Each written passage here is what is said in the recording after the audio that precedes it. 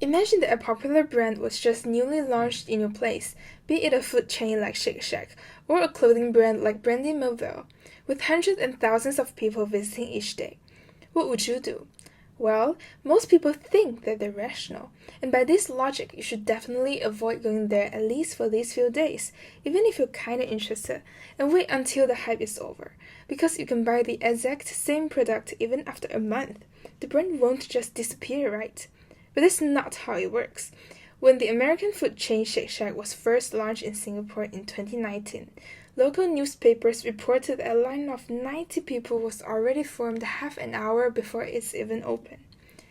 Same goes for the Chinese bubble tea brand Chaji, Japanese store Don Don Donki, and countless more.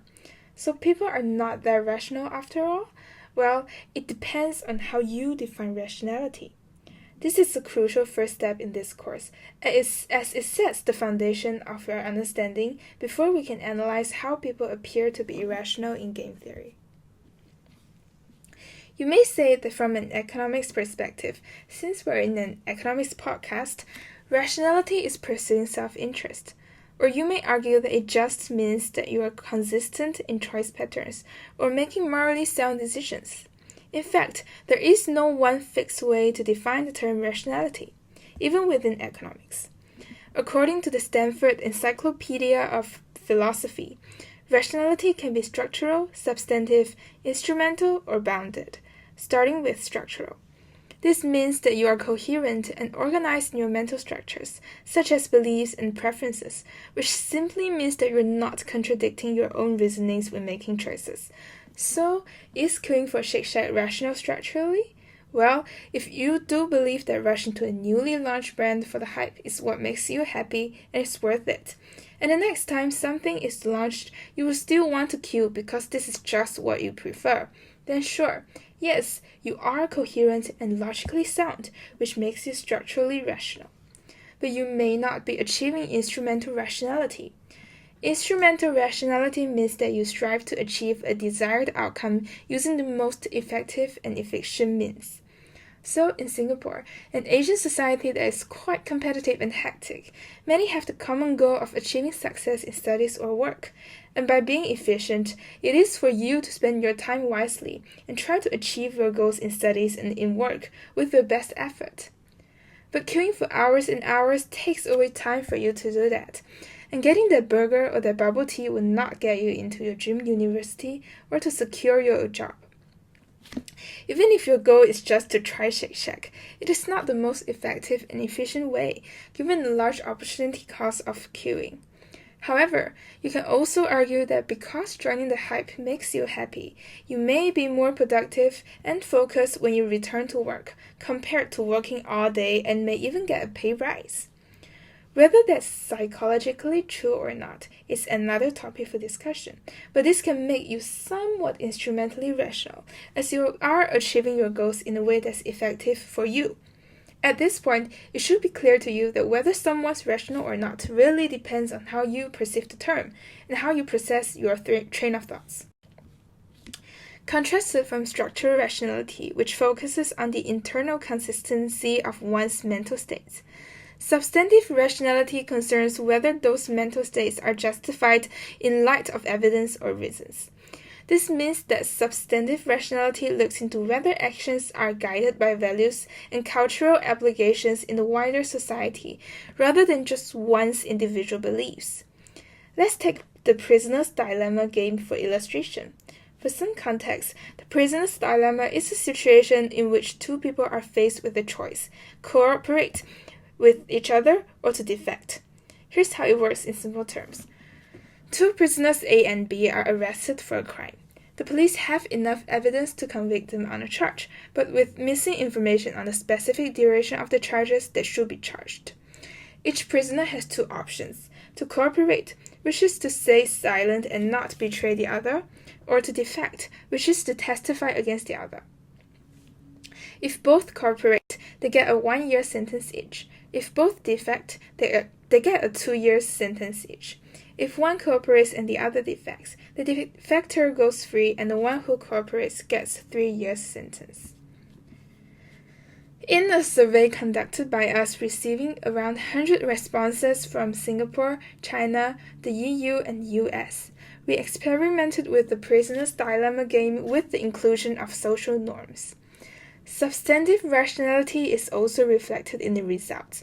It could be substantively rational for you to make a decision in a way such that you aim to benefit the other player rather than your own outcome.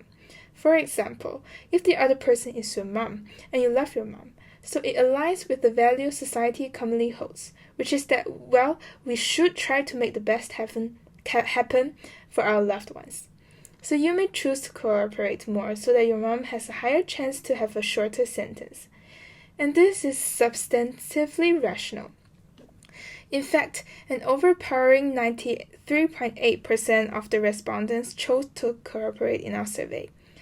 In another variation where the player is assumed to be suffering from poverty and homelessness, 72.5% of the respondents chose to cooperate. While staying in jail may not be the best situation one wants to be in, but it may ease the financial pressure on basic necessities, especially taking into factors like time pressures, cognitive constraints, and incomplete information into consideration. This showcases bounded rationality, where one makes decisions when they're limited by factors mentioned just now, causing them to make satisfying choices rather than fully optimal ones.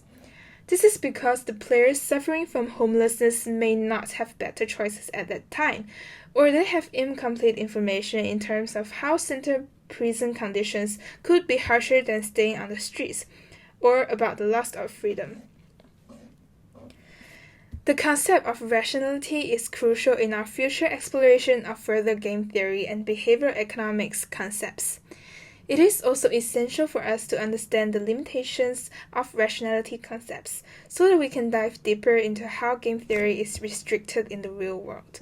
First of all, rationality assumptions often overlook the complexity of human nature and behavior, where people make impulsive decisions or procrastinate. Moreover, it also lacks the inclusion of various cultural backgrounds and motives behind obeying social norms.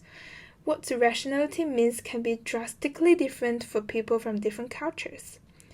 Cited from a book by Colin Cameron on behavioral game theory in 2003, experiments show how cultures cause Americans and Machijunga behave differently in the ultimatum bargaining game, where the Americans offered half and rejected low offers, and the primitive Machijunga group offered 15 to 20% and only rejected one offer.